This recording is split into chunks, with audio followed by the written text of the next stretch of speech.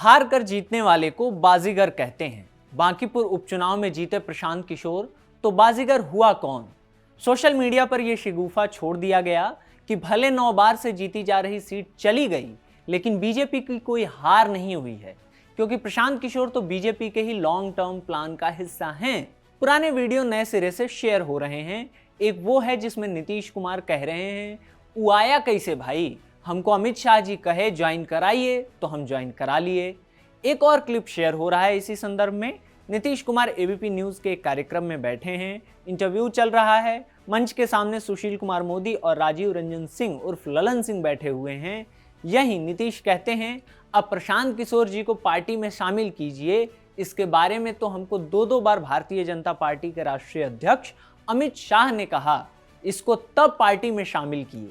इन पुराने बयानों के साथ लिखा जा रहा है कि देखिए प्रशांत किशोर की जड़ें कहां हैं। तो क्या सचमुच प्रशांत किशोर बीजेपी की किसी लॉन्ग टर्म पॉलिटिकल प्लानिंग का हिस्सा हैं? ये कौन सी प्लानिंग है जिसमें बीजेपी अपना 30 साल पुराना गढ़ भी ध्वस्त हो जाने दे रही है? क्या इस प्लानिंग का लक्ष्य ये है कि बिहार में राजद और तेजस्वी यादव की मेड़ काटकर जमीन छोटी कर दी जाए? समझने की कोशिश करते हैं। नवंबर 2025 में बिहार विधानसभा का चुनाव हुआ था। बांकीपुर सीट पर नितिन नवीन की जीत हुई। पूरे बिहार में बीजेपी के नेतृत्व में एनडीए ने बहुमत हासिल किया।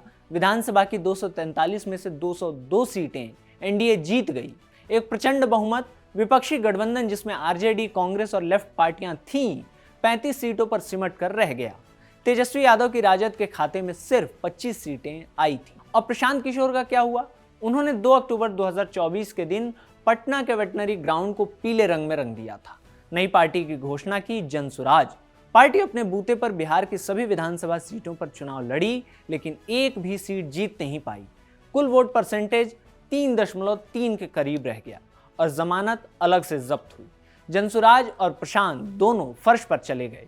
यह प्रशांत के लिए सबसे बुरा दौर था। एक वक्त था जब राजनीति की दुनिया में प्रशांत की कही बात पत्थर की लकीर होती थी। लेकिन फिर मई 2024 में करण थापर वाला इंटरव्यू हो जाता है, जिसमें पहली बार प्रशांत को आपा खोते देखा गया, क्योंकि किसी ने उन्हें गलत साबित कर दिया था।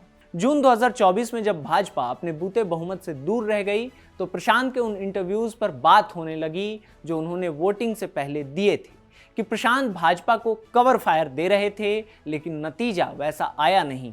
और फिर जब प्रशांत अपने सूबे में लड़े तो वहां एक भी सीट नहीं आई।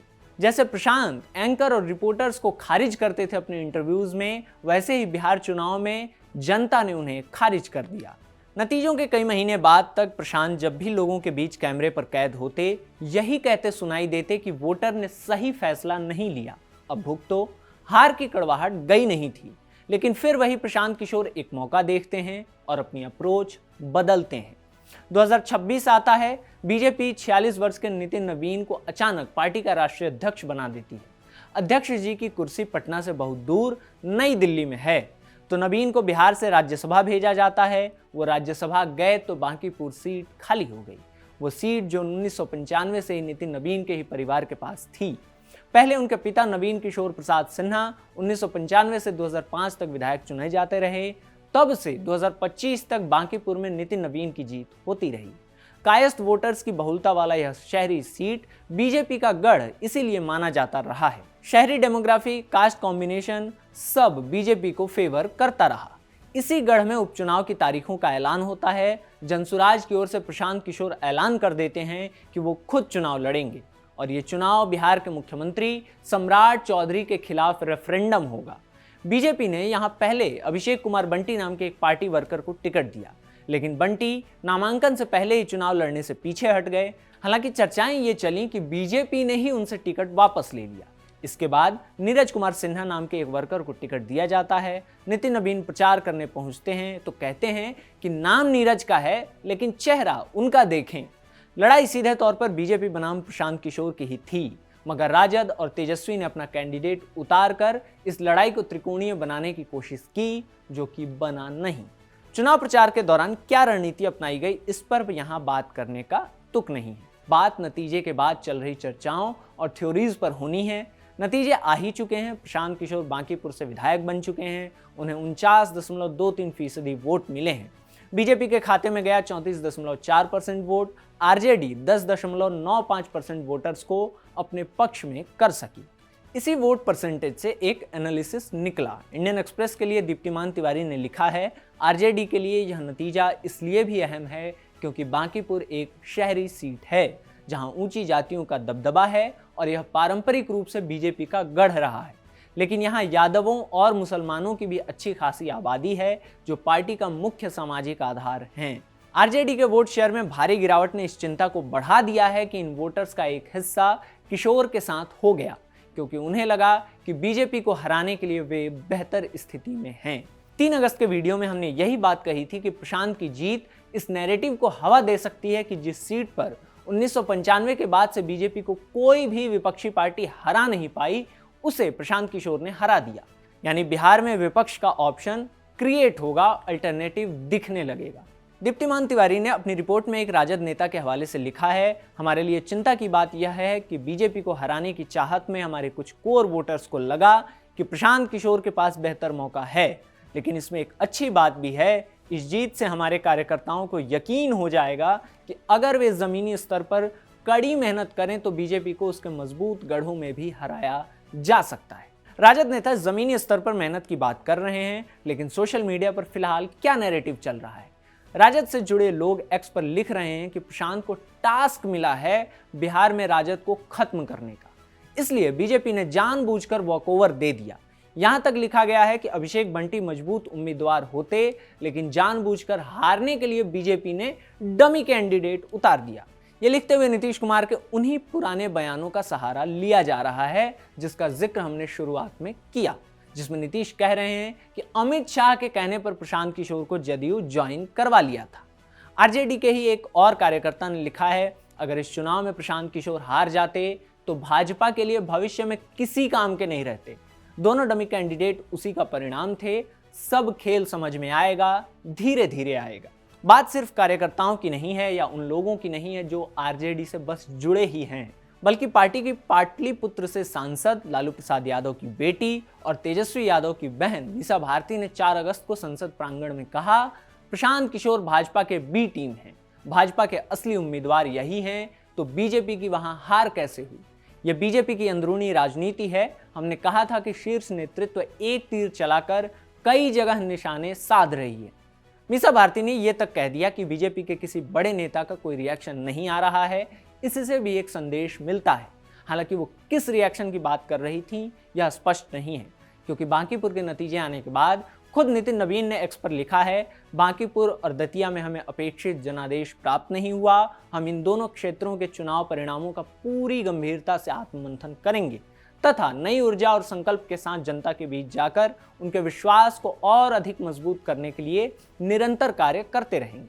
बयान तेजस्वी यादव का भी आया, लेकिन उन्होंने इसमें पीके और बीजेपी के इक्वेशन पर कुछ कहा नहीं, बल्कि इस जीत को बिहार की सम्राट चौधरी सरकार के खिलाफ गुस्सा बताया और कहा कि अपनी हार पर मंथन करेंगे। सवाल है कि राजद के सर्कल में ये बात क्यों और कैसे निकल पड़ी कि प्रशांत बीजेपी की बी टीम है। इसका एक जवाब तो ये हो सकता है कि इस हार से जो खिड़कियां खुलती हैं वो राजद के दरवाजे जाम करेंगी। प्रशांत किशोर सरकार बनाने नहीं जा रहे हैं, पार्टी के इकलौते विधायक हैं। कुर्सी उन्होंने भाजपा से झटकी है, लेकिन उनके आने से बट्टा अपोजिशन के ही स्पेस में लगा है, जहां राजद और कांग्रेस जैसी पार्टियां बैठी हैं। अगर बांकीपुर में जनसुराज का कोई दूसरा नेता जीत जाता तो भी राजद के लिए उतनी चिंता की बात शायद नहीं होती जितनी कि अभी है। जब विधानसभा का सत्र चलेगा और उसकी कवरेज होगी तो वहां भी प्रशांत हिस्सा लगाएंगे, वहां भी तेजस्वी को ही नुकसान होने वाला है। सामने सम्राट चौधरी हैं, तो जो बाइटें और स्पीच के रील तेजस्वी के कटा करते थे, जिसमें वो सम्राट के खिलाफ बोलते सुने जाते थे, वो अब प्रशांत किशोर के हिस्से जाती दिखने लगेंगी।